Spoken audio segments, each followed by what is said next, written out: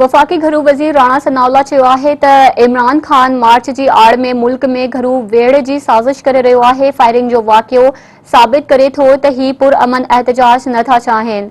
पंहिंजे हिक बयान में घरू वज़ीर राणा सनाउल्ला चयो त कमाल अहमद जा कातिल इमरान खान, शेख रशीद ऐं संदसि पोइ लॻा आहिनि।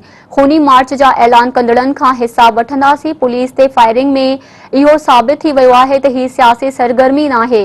हुन चयो त फायरिंग उन ॻाल्हि जो सबूत आहे त हू पुरअमन मार्च नथा चाहिनि। गारियूं ॾींदड़ गारियूं ॾियण शुरू करे छॾियूं आहिनि। कानून खे हथ में खंयो वियो आहे। हाणे कानून उन्हनि खे जवाब ॾींदो।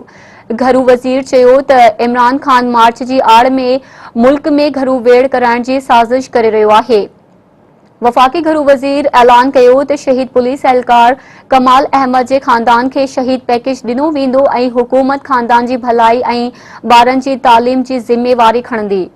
याद रहे त लाहौर जे इलाइक़े मॉडल टाउन में पुलिस मुक़ाबले दौरान हिकु अहलकार शहीद थी वियो हो ऐं हुकूमत जी दावा आहे त छापो पीटीआई अॻवान जे घर ते हयो वियो हो।